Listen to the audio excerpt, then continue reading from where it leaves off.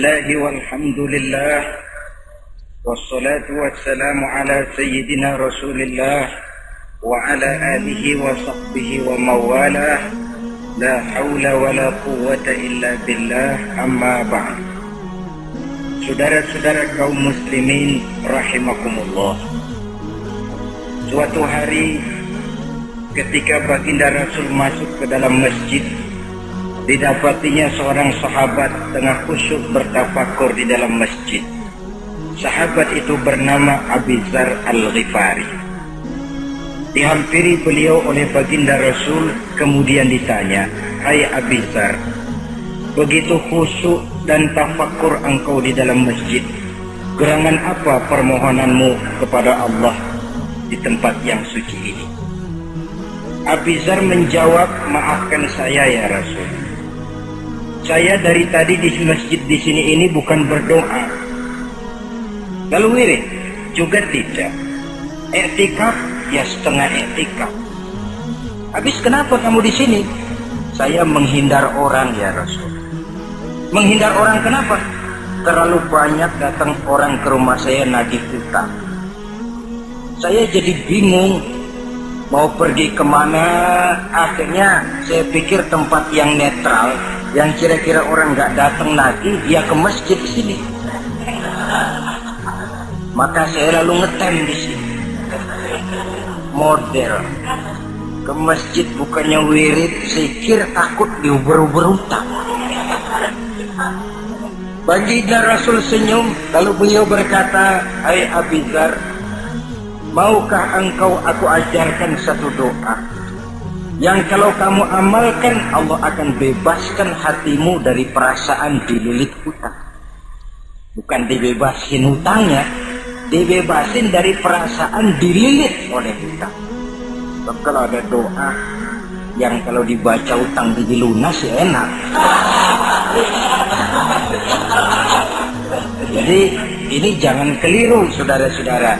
Kalau diamalkan hati bebas dari perasaan dililit oleh hutang. Mau ya Rasul? Lalu diajarkanlah doa itu, Allahumma inni a'udzubika minal hammi wal hazan wa minal ajzi wal kasal wa minal jubni wal bukhl wa min ghalabatid dain wa qahrir rijal. Ma'asyiral muslimin rahimakumullah, banyak di antara kita yang kalau diajarkan satu doa lalu tidak mengukur diri antara doa itu dengan pribadi kita. Padahal syarat di antara kabulnya doa sejak dari adab berdoa sudah diajarkan.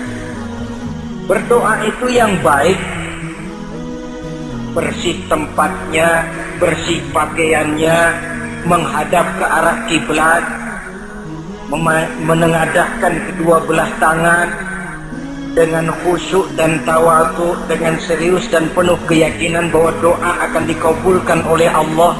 Sebab Allah dalam hadis qudsi menyatakan, "Ana inda zanni abdi bi." Aku sih, kata Allah, bagaimana sangka hambaku kepadaku saja. Kalau dia sangka baik, aku baik. Kalau dia sangka tidak baik, aku juga tidak baik. Bagaimana sangka hambaku? Jadi kalau kita berdoa sementara hati kita dalam batin ngomong, jangan-jangan doa gua nggak diterima nih. Enggak. Kenapa? Hatinya sudah begitu. Innallaha la yaqbalu du'aan min qalbin ghafilin lahin. Allah tidak akan menerima doa dari hati yang lalai terhadap doa yang dibacanya itu. Nah, di antara yang terpenting menyesuaikan doa dengan keadaan pribadi. Jadi kalau kita kerja gajinya 1 bulan 1.000, ya wajarlah berdoa minta rezeki 1.500. Wajar namanya. Yang 1.000 sudah ada modal kerja kita, yang 500 kita minta doa kepada Allah. Saudara hadirin, begitu juga doa yang diajarkan oleh baginda Nabi kepada Abi Dzar. Ini hakikatnya mengajarkan kita manusia untuk menjauhi penyakit rohani. Doa ini mengajarkan 8 macam penyakit rohani yang menjadi dinding antara kita dengan Allah. Dan penyakit rohani ini lebih bahaya daripada penyakit jasmani. Kenapa? Penyakit rohani tidak menyebabkan orang masuk neraka. Nah, maaf. Penyakit jasmani tidak menyebabkan orang masuk neraka. Yang menyebabkan orang masuk neraka adalah penyakit rohani. Di akhirat itu nanti tidak ada penduduk neraka ditanya, "Mas, sampean kenapa masuk neraka?" "Anu Pak, saya di dunia dulu korengan."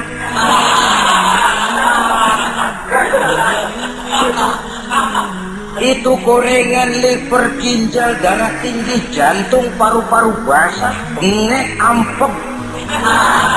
Penyakit-penyakit jasmani itu tidak menyebabkan orang masuk neraka. Yang menyebabkan orang masuk neraka penyakit rohani. Apa namanya? Sombong, hasud, dengki, ujub, ria, merasa diri lebih hebat dari yang lain, tidak ikhlas. Itu penyakit-penyakit rohani. Maka di dalam doa yang diajarkan kepada Abi Dzar dan hakikatnya diajarkan kepada kita semua, Nabi menjelaskan 8 penyakit rohani. Saya sampaikan ini pada pertemuan kali ini karena sekarang penyakit rohani jarang mendapat perhatian. Sedangkan penyakit jasmani, anak kita pilek dikit pun sudah berangkat kita ke dokter spesialis anak. Kita pusing sedikit pun sudah berangkat kita ke dokter. Tapi rohani kita menjerit, batin kita menangis. Kadang-kadang kita pura-pura tidak tahu. Apa penyakit rohani yang ada dalam doa ini? Pertama, a'udzubika minal ham. Aku berlindung kepadamu ya Allah daripada sifat ragu-ragu. Sifat ragu-ragu penyakit batin. Apa yang bisa dikerjakan oleh orang yang selalu ragu-ragu? Bahwa sebelum bekerja harus menimbang, itu perlu. Tapi kalau cuma tiap hari menimbang, kapan memutuskan? Orang sudah kemana-mana, kita masih main timbangan. Maka orang yang ragu-ragu hakikatnya orang yang sudah mengubur sebelah kakinya sebelum berangkat. Iya, tapi kalau kita nanti jadi salah kan lebih baik gak usah berbuat. Keliru. Salah karena berbuat lebih baik daripada tidak pernah salah karena tidak pernah berbuat.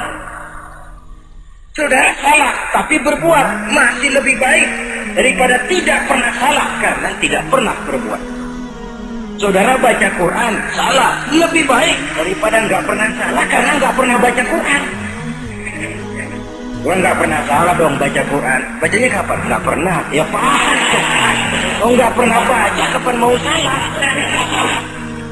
Saudara hadirin yang saya muliakan, dan orang sering bilang kegagalan pada hakikatnya adalah keberhasilan yang tertunda.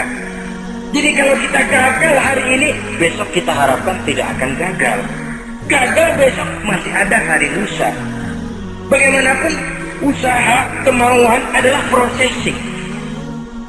Apalagi usaha untuk memperoleh sesuatu yang bernilai tinggi, bermutu mulia, panjang jalannya, banyak akibatnya, besar godaannya. Processing untuk mencapai sesuatu yang mulia itu prosesnya tidak sekali jadi kayak orang makan cabai. Itu hari dikeletak, itu hari terasa pedesnya. Untuk mencapai sesuatu yang mulia, panjang jalannya, banyak akibatnya, besar godaannya. Tapi bangunan bagaimanapun tingginya harus dimulai dari pondasi pertama. Cita-cita bagaimanapun luhurnya harus dimulai dari langkah pertama yang walaupun kelihatannya sepele tapi sudah merupakan pondasi ke arah yang lebih tinggi.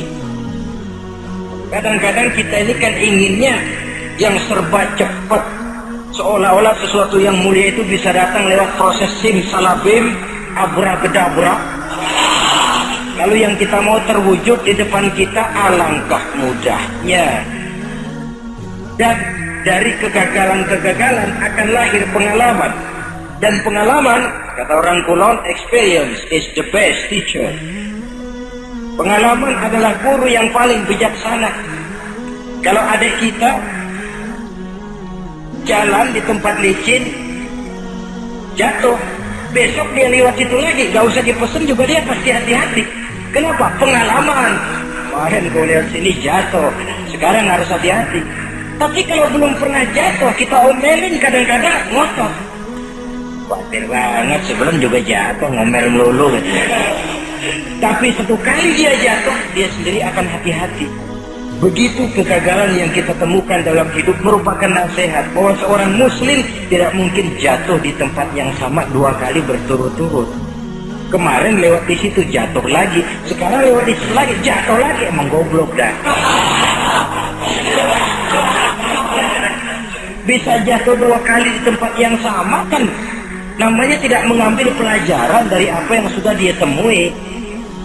Jadi saudara hadirin, terutama adik-adik remaja, masa depan kalian itu merupakan harapan dari semuanya. Kami yang tua terlalu banyak berharap dari kalian, sementara hari depan kalian lihat sendirilah, persaingan hidup makin tajam, tensi ekonomi makin tinggi, jumlah angkatan tenaga kerja yang masuk tidak jauh dari seimbang dengan lapangan kerja yang bisa disiapkan. Kalau kita dihambat oleh penyakit ragu-ragu, orang lain sudah berbuat dan kita masih menonton, boleh sangat jadi nantinya kita akan terpojok di sudut-sudut kehidupan untuk lebih banyak jadi penonton daripada jadi pemain. Lebih sering menjadi objek daripada menjadi subjek. Istilah Arabnya lebih sering menjadi maf'ul daripada menjadi fa'il. Namanya juga orang nonton, soknya kan kayak lebih pintar dari yang main. Wajar orang nonton bola ngomel melulu. Itu Maradona tolol, Maradona ditololin. Ajat sederajat goblok, ajat digoblokin. Kalau sudah dia disuruh main ke lapangan, gempor dia nggak bisa nembak. Namanya penonton, dan wajar saja penonton juga kalau nggak surat nggak rame tuh lapangan. Saudara hadirin yang saya muliakan, maka keraguan-raguan akan jadi penyakit yang menghalangi orang pada saat dia harusnya sudah berbuat, dia malah berpangku tangan. Akhirnya dia akan jadi orang yang ketinggalan kereta. Sementara hidup tidak berjalan mundur ke belakang dan tidak juga berhenti. Tidak ada kata berhenti atau kata mundur dalam hidup.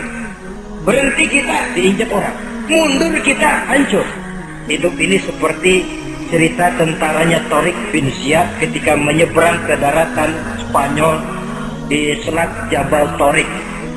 Jarak menyebutnya Gibraltar ya.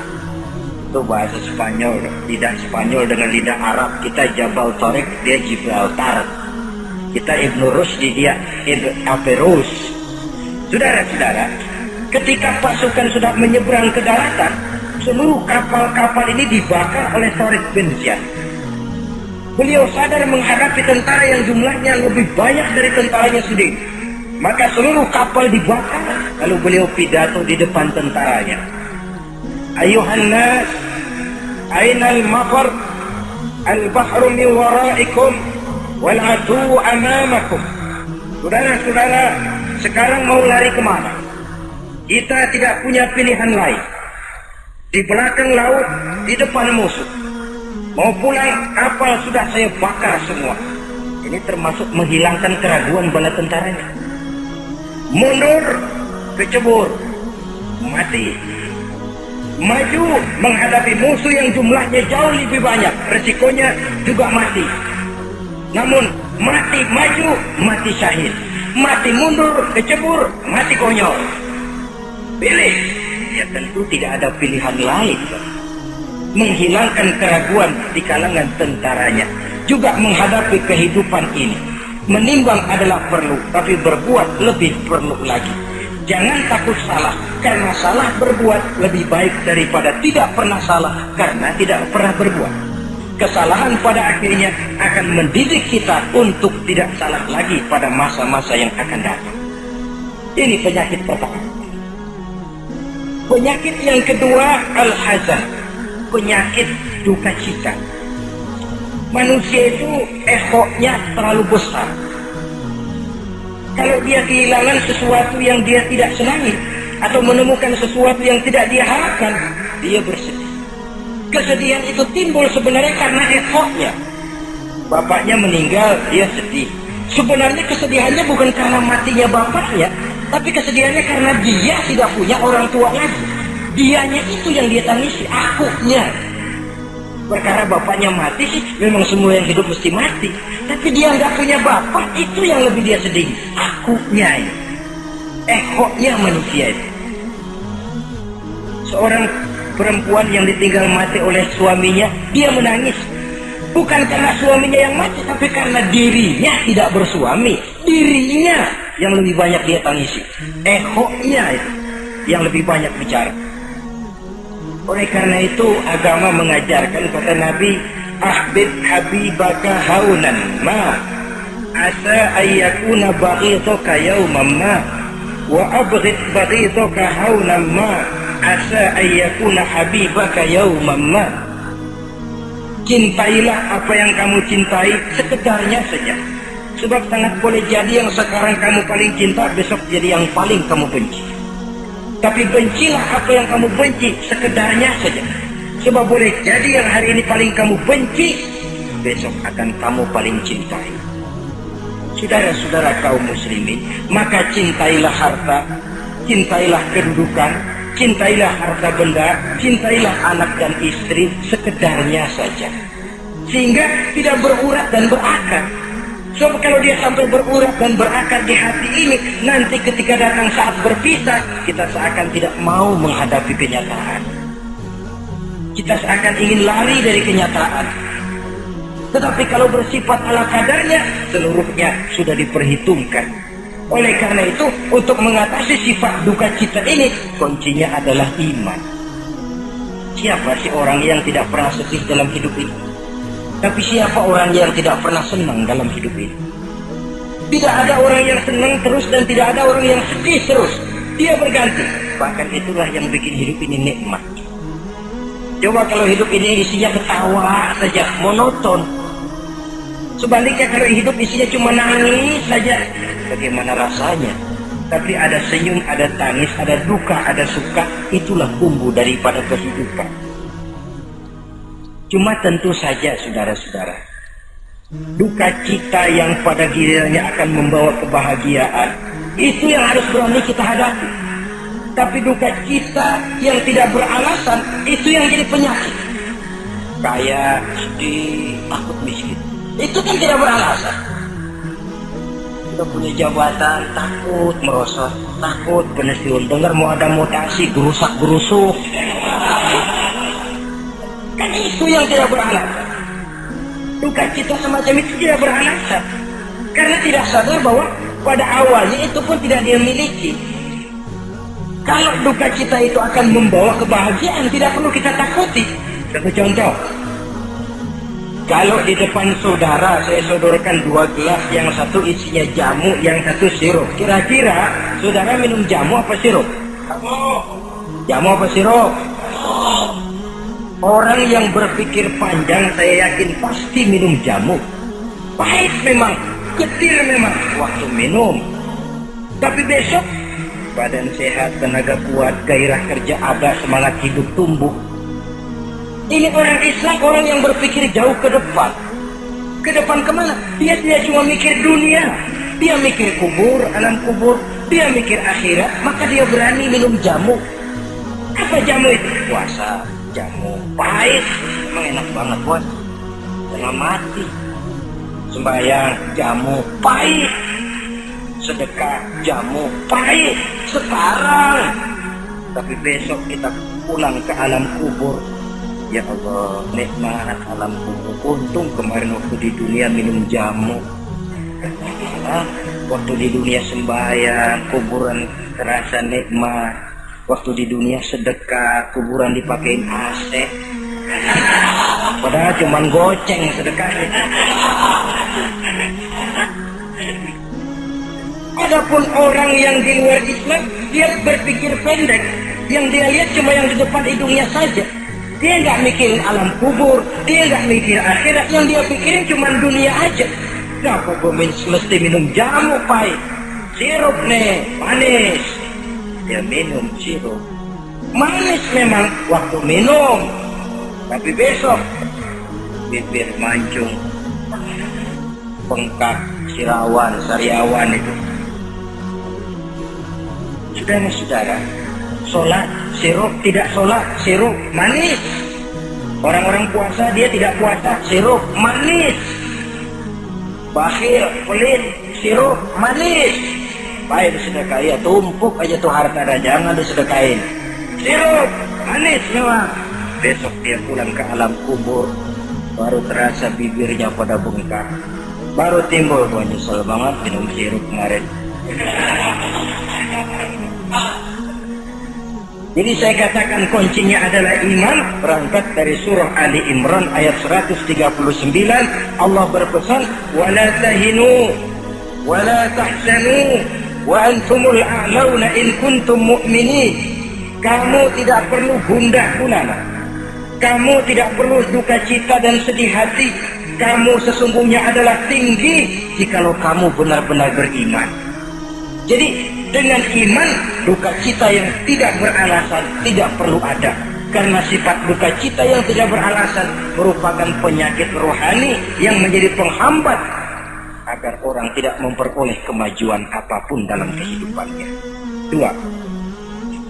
Penyakit rohani yang ketiga, saudara-saudara, al-ajz, penyakit lemah. Nabi menyatakan, al-mu'minul qawiyyu ahabbu ilallahi minal mu'minid dha'if. Orang mukmin yang kuat lebih dicintai Allah daripada orang mukmin yang lemah. Sifat lemah tidak disukai oleh agama dan merupakan penyakit batin. Bukan lemah lembut, lemah. Lemah apa? Gak segala lemah. Lemah ekonomi, agama mengajarkan kadal fakru ayyakuna kufran. Kemiskinan bisa membawa orang kepada kekufuran. Apalagi lemah pendidikan, dalam arti terbelakang, ketinggalan oleh orang-orang lain. Dan yang paling celaka, lemah iman. Saudara-saudara hadirin yang saya muliakan, imannya lemah, tidak punya gairah, tidak punya rasa cemburu terhadap agamanya. Kalau anak gadisnya diusik orang, marahnya 7 lapis langit. Kalau keluarganya diusik orang, bukan main, ngundang orang lain, menyerbu. Itu orang yang coba-coba ngusik. Tapi agamanya dihina orang, agamanya diinjak-injak orang. Sedikit pun dia tidak punya rasa cemburu, sedikit pun tidak ada rasa sedih. Agama saya ini mau dibawa kemana? Islam ini mau dikubur kemana? Lemah iman semacam itu yang kita rasakan sekarang. Sekarang ini orang marah kalau hartanya diusik, orang marah kalau anak istrinya diusik, orang marah kalau temannya diganggu. Tapi giliran agamanya diganggu, agamanya diusik, agamanya dihina, tenang-tenang saja, bah. Tidak ada itu gairah, tidak ada itu rasa cemburu terhadap agama. Kaum muslimin yang saya muliakan, lemah iman semacam ini yang sangat membahayakan untuk kelangsungan kehidupan beragama.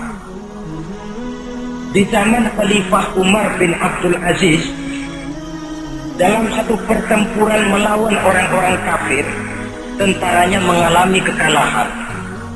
Karena kalah, banyak yang ditahan jadi tawanan orang kafir, termasuk 3 orang ofisir setingkat komandan dan beberapa puluh prajurit ditahan di negara kafir ini. Terhadap tahanan-tahanan Islam ini, Raja kafir musyawarah sama para menterinya, terutama Perdana Menteri. Tuan Perdana Menteri, kata Raja kafir, bagaimana? Ini tahanan-tahanan Islam yang enak kita apain? Ya terserah Tuan Raja, kita bunuh saja supaya habis urusan. Ya terserah Tuan Raja, tapi saya pikir-pikir soal bunuh sih gampang. Cuma apa tidak lebih baik kalau mereka kita bujuk saja supaya ikut ke dalam agama kita, meninggalkan Islam agamanya, meninggalkan Khalifah Umar bin Abdul Aziz sebagai pemimpinnya. Itu namanya kita sudah berprinsip senjata makan tuan. Nanti kita pasang mereka untuk menghantam orang Islam sendiri. Pikir aja betul juga Perdana Menteri. Iya, pujuk saja mereka. Caranya bagaimana? Adili saja di pengadilan secara terbuka supaya jatuh mentalnya, dia mau keluar dari Islam, ikut ke dalam agama kita. Baik, diadili secara terbuka. Yang adilin langsung raja kafir, dihadiri oleh banyak tentara-tentara kafir. Yang mula-mula diadilin 3 orang komandan ini. Opsir pertama, maju ke depan. Komandan pertama. Opsir, saya Tuan Raja. Kamu tahu siapa kamu sekarang? Saya tahu, saya tahanan. Ya, kalau tahanan bisa diatur kan? Bisa diatur bagaimana Tuan Raja? Kamu mau nggak ikut saya?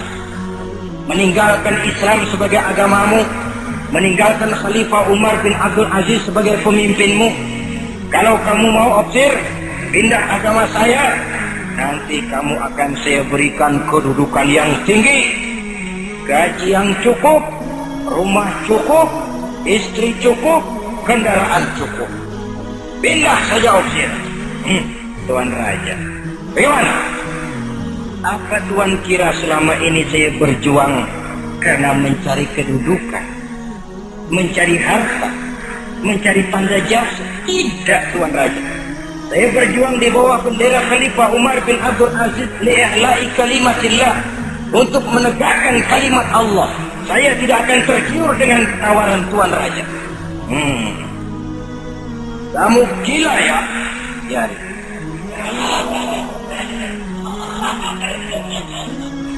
Kamu berani dari kemarin. Opsi, kalau kamu tetap dengan pendirian kamu akan saya bunuh. Silahkan Tuan Raja. Lebih baik nyawa terpisah dari badan, asal iman jangan berpisah dari hati. Gila ini. Biarin. Bunuh. Datang lalu. Pancung kepalanya, putus lehernya, dengan badannya pisah. Jatuh kepala itu ngegelinting ke bawah, mutar kepala itu kayak orang tua sambil ngaji baca Quran. Tinggal kepalanya saja, bisa dengan badan masih sempat ngaji. Sampai Raja kafir bingung, minggir, ini ada kepala ngaji. Ayatnya yang dia baca, ya ayyatuhan nafsul mutmainnah, irji'i ila rabbiki radiyatan mardiyah. Wahai jiwa yang tenang, kembalilah kamu menghadap Allah dengan ridho dan diridhoi. Engkau gugur sebagai syahid, tidak tergiur oleh bujukan harta, tahta dan kedudukan. Niatmu ikhlas karena Allah, kembalilah menghadap Allah dengan ridho dan diridhoi. Wadkhuli fi ibadi wadkhuli jannati, masuklah ke dalam golongan hamba-hambaku, masuklah ke dalam surgaku. Di penghujung ayat, matanya tertutup dengan rapat, bibirnya senyum menghadap Allah, gugur sebagai syahid. Raja kafir geleng kepala, dasar santri gila, sudah mau mati masih ngaji. Opsir yang kedua, komandan kedua yang jadi tahanan ini, kata raja, opsir kedua, saya Tuan Raja, kamu sudah lihat temanmu opsir pertama tadi? Sudah Tuan Raja. Mati kan? Mati. Kamu mau mati atau mau ikut saya keluar dari agamamu Islam dengan pangkat cukup, gaji cukup, rumah cukup? Bagaimana? Sudah Tuan Raja. Sudah apa? Sudah, jangan banyak omong.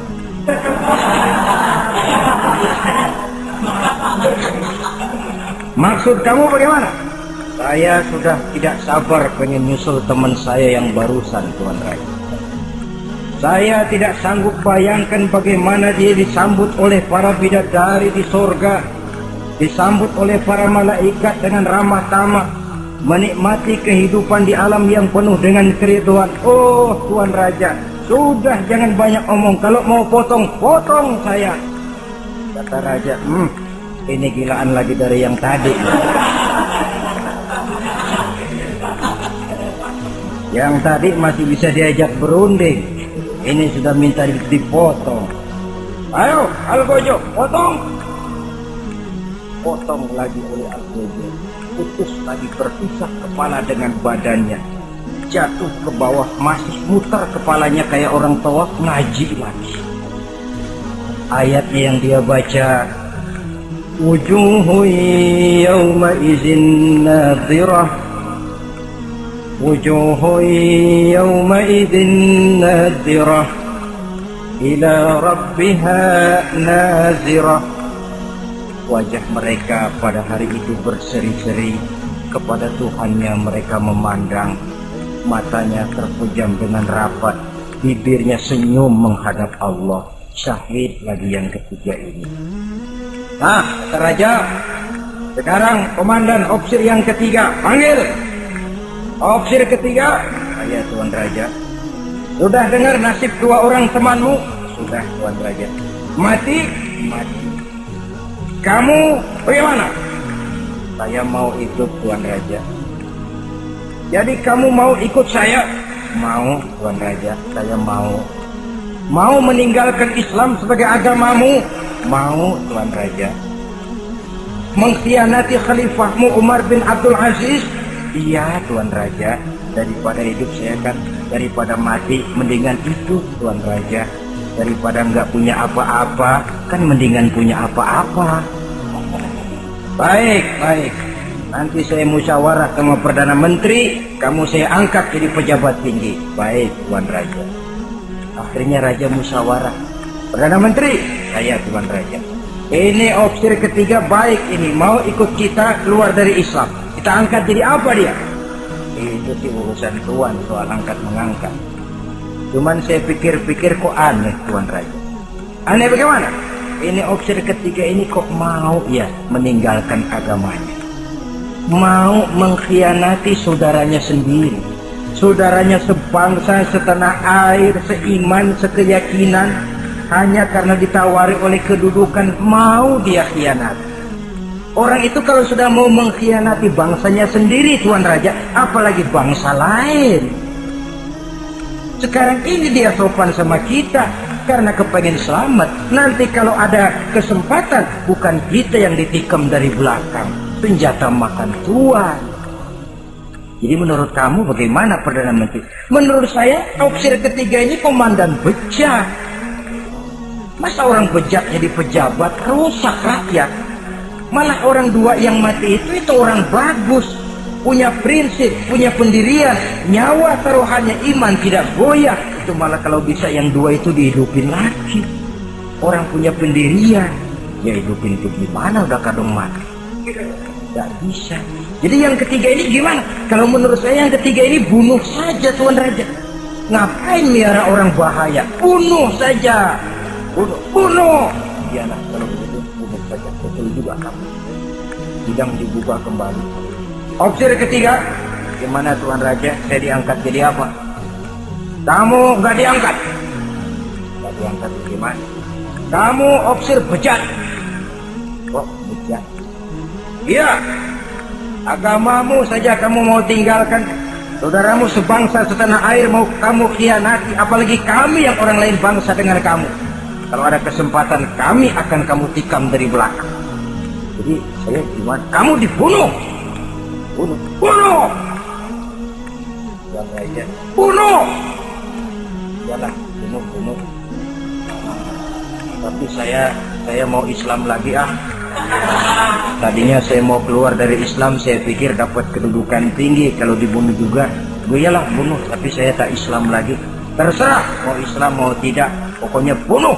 Iya, saya mau Islam lagi. Cepat. Iya. Kalau mengucap dua kalimat syahadat mau Islam lagi, macet beda. Ayo cepat. Iya Pak. Asyhadu Ayo cepat. Iya Pak, asyhadu Tidak bisa. Sampai boloknya Algojo keburu sampai ke lehernya. Putus leher itu, pisah kepala dengan badan. Jatuh kepalanya ke bawah. Dia bekas orang Islam, masih bisa ngaji. Ngaji juga, Cuman ayat yang dibacanya lain sama yang dibaca dua temannya tadi. Ayat yang dia baca begini. Afaman haqqat alaihi kalimatul azab apa anta tunkizu man finnar. Orang yang sudah memang akan mendapat vonis azab di neraka, bisakah kamu menyelamatkan mereka dari azab yang sangat pedih? Bertahun-tahun dia berjuang untuk Islam di bawah kepemimpinan Umar bin Abdul Aziz dengan niat li'i'la'i kalimatillah. Tapi di akhir perjuangannya dia tergoda oleh harta dan kedudukan. Dia keluar dari Islam dan dikala itu ajal datang merenggut nyawa, dia mendapat su'ul khatimah, matinya ke dalam neraka. Na'udzubillah min. Ini termasuk lemah iman, saudara-saudara, dan itu penyakit yang bahaya. Biar lemah ekonomi, biar lemah pendidikan, kalau iman kuat, insya Allah masih ketolong. Tapi biar ekonomi kuat, pendidikan kuat, iman lemah, karena yang kuat tadi akan menghancurkan nilai iman yang lemah itu tadi. Disinilah mabda'nya, berlindung kita kepada Allah dari lemah hati, lemah iman, lemah akidah. Baik, penyakit rohani yang ketiga, wa a'udzubika minal kasal. Aku berlindung kepadamu ya Allah daripada sifat penyakit malas. Malas adalah penyakit batin. Santai perlu, refreshing perlu. Tapi kalau tiap hari santai, apakah kita akan jadi generasi santai? Dan persoalan apa yang bisa kita selesaikan dengan posisi santai? An-Nisa ayat 95 menegaskan, La yastabil qa'iduna minal mu'minina ghayra ulid dharari wal mujahiduna fi sabilillah.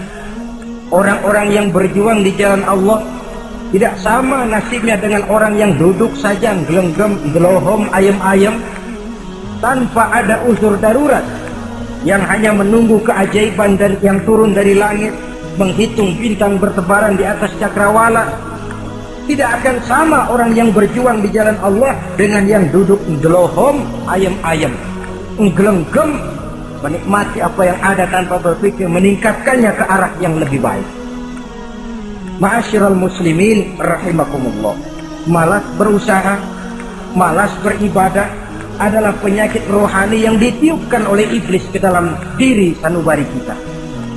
Makin tinggi nilai iman, makin berat bisikan kemalasan itu. Namun kalau kita bentengi dengan bahwa malas kita hari ini akan membawa penyesalan bukan besok, bukan lusa, bukan minggu depan, bukan pula bulan depan, tapi barangkali tahun depan, 5-10 tahun yang akan datang, untuk masa depan yang lebih depan di alam kubur, di alam akhirat. Akibat penyesalan di dunia akan terasa di sana nantinya. Allah telah memberikan hidup. Dalam hidup kita diberikan energi, daya dan kekuatan. Manfaatkan daya dan kekuatan itu untuk berusaha dan bekerja.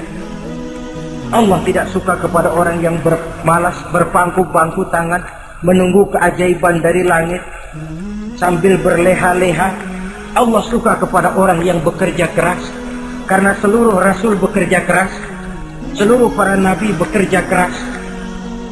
Saudara-saudara, hanya istana yang ditegakkan dalam khayalan saja yang bisa dijangkau dengan bermalas dan bersantai-santai. Tapi istana dalam wujud kenyataan hanya bisa dicapai dengan kerja keras dan semangat menghadapi kehidupan.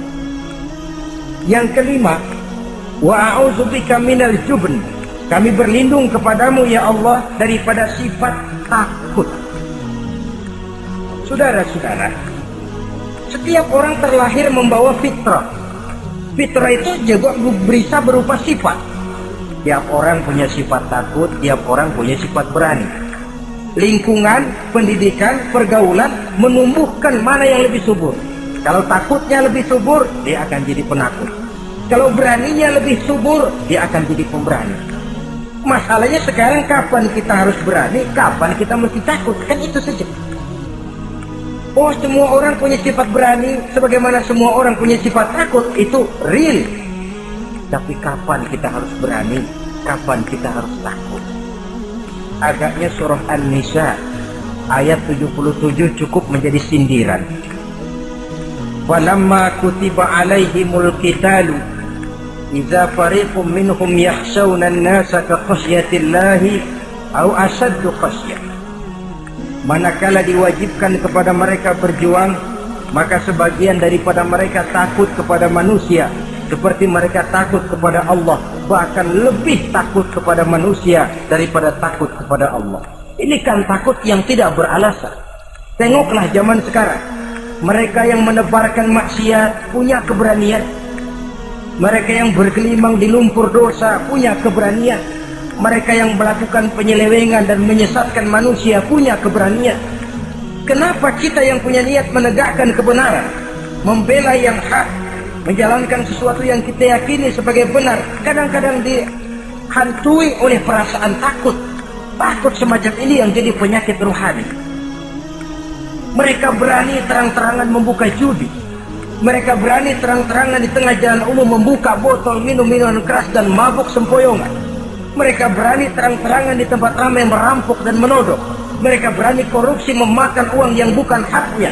Mereka berani untuk sesuatu yang sesat dan menyesatkan. Kenapa kita tiba-tiba di hadapan sesuatu yang kita yakini benarnya kita jadi lemah, kita jadi takut, lebih takut kepada manusia daripada kepada Allah? Padahal terkena kita penjara manusia paling banter seumur hidup kita. Tapi penjara Allah, nerakanya Allah, azabnya Allah, bukankah sesuatu yang mestinya harus paling kita takuti? Oleh sebab itu terutama generasi muda, bangkitlah, tegakkan yang ma'ruf, hancurkan yang munkar sesuai dengan kemampuanmu, dengan cara yang bijaksana tentunya, tidak dengan cara yang frontal. Tapi yang saya maksud, kalau mereka yang berdiri di kubu kemunkaran punya keberanian, kenapa kita yang berdiri di atas yang hak dan benar kadang ragu kalau kita tidak takut sama sekali? Saudara-saudara kaum muslimin rahimakumullah, oleh karenanya kita takut, memang takut kalau harus melanggar perintah Allah. Kita harus berani pada saat kita merasa melaksanakan apa yang diperintahkan Allah, berani terhadap melaksanakan perintahnya, takut kalau sampai melaksanakan larangannya. Jadi ada waktunya kita berani, ada waktunya kita takut. Dengan demikian, sifat penakut ini menjadi handicap, menjadi penghalang yang menghalangi kita daripada kemajuan dan kemajuan. Iya, Islam sih Islam, Pak. Tapi kalau nanti saya dipecat, anak saya makan apa, Pak?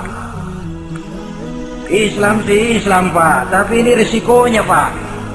Bukankah Nabi sendiri pernah memang memperingatkan, sayati ala ummati zamanun al-qabidu ala dinihi kal-qabid ala al-jamrah. Akan datang satu masa di tengah umatku di mana pada masa itu orang yang konsekuen dan teguh memegang agama seperti memegang bara di tangan. Dipegang tangan terbakar, dibuang bara terlepas. Konsekuen megang Islam, risikonya berat. Melepaskan dan masa bodoh terhadap Islam bertentangan dengan batin. Dikala itu, beruntunglah orang-orang yang teguh dan kuat memegang agamanya.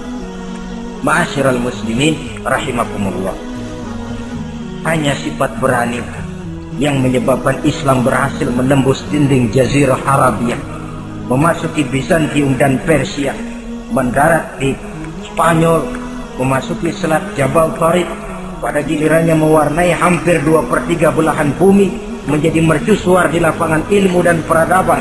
Berani karena benar. Jadi yang saya anjurkan itu bukan berani babi. Tahu berani babi? Mau nyeruduk aja. Berani yang tanpa perhitungan itu berani babi namanya, nyeruduk aja. Ya kalau kelempengan yang diseruduk tahu empuk. Tapi kalau yang diseruduk mesin giling kan bongkar kepala. Jadi bukan berani yang tanpa perhitungan, berani yang dengan taktik dan strategi. Sebab keberanian tanpa perhitungan akan menyebabkan kita menjadi orang yang ngawur. Dalam istilah sosial dinamakan trial and error, spekulasi namanya. Dan itu harus pulang kepada diri kita. Keberanian tidak bisa dipompakan, keberanian tidak bisa dicangkokkan. harus bermuara dari kita. Contoh saja, ketika Nabi dan Abu Bakar di Gua Sur, Quraisy kafir yang ngejar sampai di situ. Kalau mereka nengok ke bawah, Nabi akan kelihatan. Abu Bakar sedikit grogi. Nabi tampil dengan mantap. La takhaf wa la tahzan ya Abu Bakar. Innallaha ma'ana. Abu Bakar, kamu tidak usah takut. Kamu tidak usah khawatir. Allah bersama kita. Keberanian timbul. Karena yakin ini jalan Allah, yakin Allah pasti akan bela. Keberanian itu nggak bisa dicangkokin. Nggak bisa cuma teriak, saudara-saudara, jangan takut, Allah bersama kita. Mulutnya. Tapi kalau hatinya juga perang. Apa iya? Itu sudah tertarung di kaki sendiri. Jadi memang harus ada variasinya. Ibarat pepatah, tukang joget yang baik ngerti irama gendang. Kalau kita terlalu keras, gampang dipatahin orang. Kalau kita terlalu lemah, diinjak terus. Mestinya tahu kapan mesti keras, tahu kapan mesti lemah lembut. Saudara hadirin yang saya muliakan. Baiklah ya, itu penyakit yang kelima. Penyakit yang keenam, wa a'udzubika minal bukhl. Kami berlindung kepadamu ya Allah daripada sifat bukhl. Pelit bin kikir alias medit. Ini penyakit rohani. Kenapa seorang bisa kikir? Karena dia tidak sadar. Pokoknya duit saya ya keringat saya. Dia tidak sadar bahwa itu amanah. Dia tidak sadar bahwa dia kadang-kadang diberikan kehormatan oleh Allah untuk menjadi keran yang menyampaikan rezeki kepada orang lain. Rezeki dia cuma lewat tangan saya. Orang bakti yang gak punya pikiran begitu. Yang ada yang di kantong saya, keringat saya, sama orang lain kagak ada urusan. Kalau dia sadar, rezeki saya cuma lewat tangan, rezeki dia cuma lewat tangan saya. Dia berfungsi sebagai keran, rasa bakhil itu tidak perlu ada. Yang kedua, orang bisa bakhil karena jama'a mala wa addada. Suka ngumpul-ngumpulin harta lalu ngitung-ngitung. Ngitung. Orang kalau terlalu ngitung kan yang ada kurang melulu. Kebangetan ngitung melulu. Aduh, 10.000. Kalau 15.000 aja enak aturnya. Dapat 15.000, tanggung dikit lagi. Kalau 20 aja cukup dan nih. Yang nggak pernah cukup sesungguhnya. Jama'a amalan wa addada. Kalau sudah kesina, dia akan sampai kepada yahsabu anna malahu akhlada. Dia akan menyangka bahwa harta itulah yang bisa mengekalkan dia.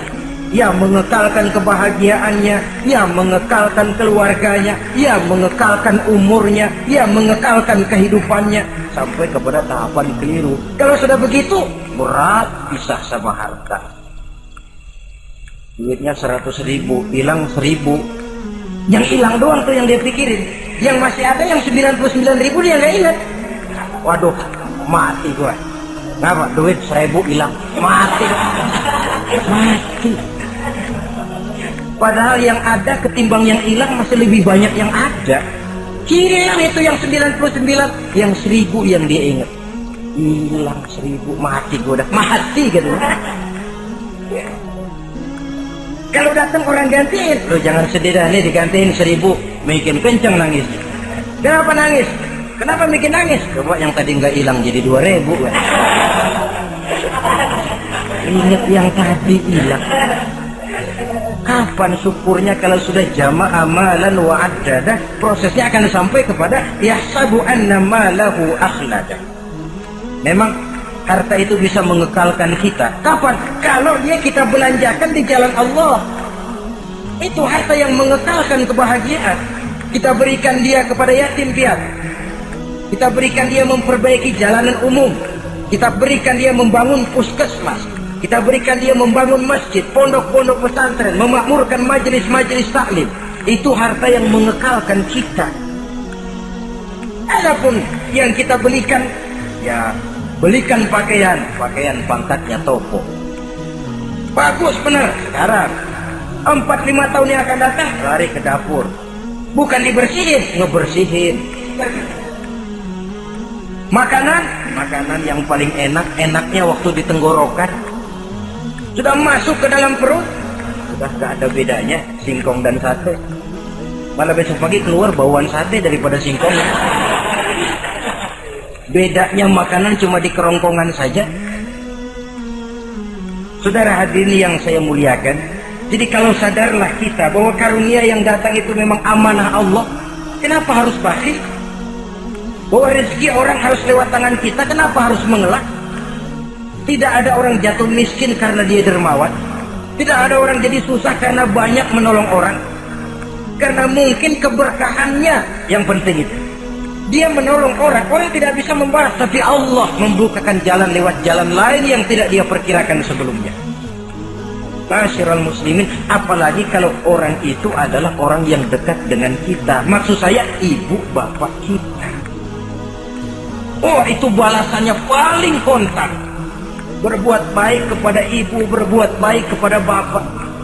Ada rezeki sedikit, belikan makanan yang disenangi orang tua kita. Pak, ibu, alhamdulillah ada rezeki, ini makanan kesukaan bapak, ibu.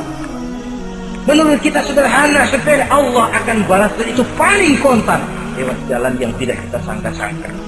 Ibu bapak, yatim piatu terutama juga. Saudara kaum muslimin rahimakumullah.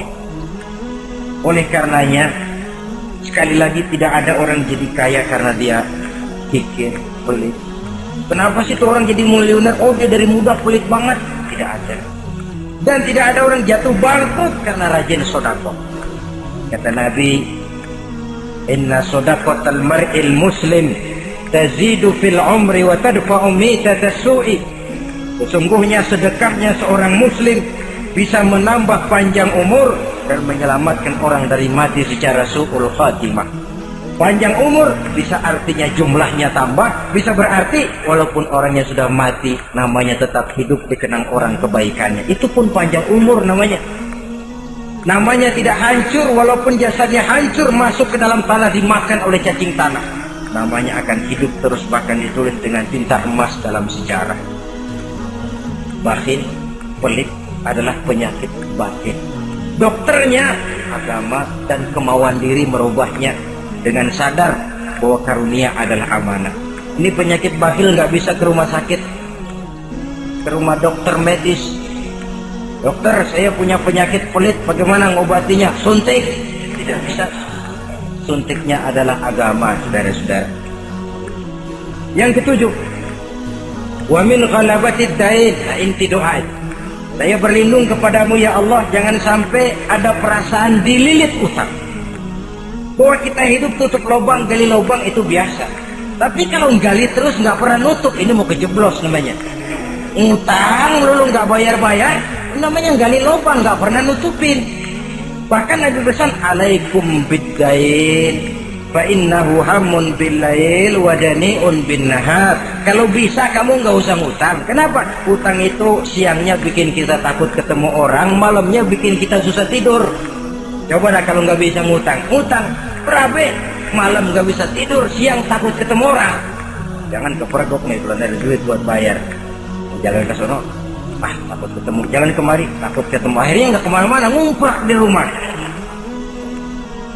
Tetapi adat hidup, saudara-saudara, apalagi kita yang ekonomi menengah ke bawah, biasa. Adat hidup itu tutup lubang, gali lubang, saling menerima, saling memberi. Tapi yang diajarkan oleh agama, oke, gali lubang silakan, asal bisa nutupin. Kalau tiap hari gali lubang dulu, kan kejeblos akhirnya. Oleh karena itu, apalagi hutang ini menyangkut hukukul adami, hak manusiawi. Itu di akhirat nanti ya, taubatnya lebih sulit. Kalau saudara dosa kepada Allah, taubatnya cuma 3 syaratnya. Nyesal, berjanji tidak akan mengulangi, meninggalkan perbuatan jahat. Tapi kalau menyangkut hak manusia, syarat taubatnya 4. Saudara mencuri sendal, syarat taubatnya nyesal, berjanji tidak akan mengulangi lagi, meninggalkan perbuatan mencuri, lalu yang keempat, sendal orang pulangin. Atau minta maaf dan minta ridho dari yang bersangkutan. Sebab ini menyangkut hukukul adami, hak manusiawi. Nggak bisa saudara nyolong sendal, taubat langsung kepada Allah, taubat Tuhan, nggak lagi-lagi nyolong sendal. Tapi sendal orang dibekap terus, ya belum. Nah, termasuk masalah hutang ini. Ma'asyiral muslimin rahimakumullah. Jadi silahkan gali lubang, asal ada kemungkinan untuk nutup. Dan pada saat kesempatan untuk nutup datang, tutup dulu supaya besok bila bisa gali lagi. Kita kadang-kadang kalau ngutang begitu datang rezeki aja giliran mau bayar. Rasanya kan berat. Masih ada keperluan lain. Datang yang lagi aja bang, tar. Datang lagi sok. Datang lagi tar. Datang lagi sok. Kalau tar sok saja nembak terus, ya kapan-kapan mau kita bisa tutup itu lubang. Ma'asyiral muslimin rahimakumullah. Yang terakhir, penyakit batin wa qahrir rijal. Kami berlindung kepada-Mu ya Allah, jangan sampai kami hidup di bawah bayang-bayang orang lain. Jangan sampai kami hidup di bawah pengaruh orang lain, hidup disetir orang lain. Badan merdeka tapi jiwa budak. Badan merdeka tapi mental budak. Kita hidup jadi robot.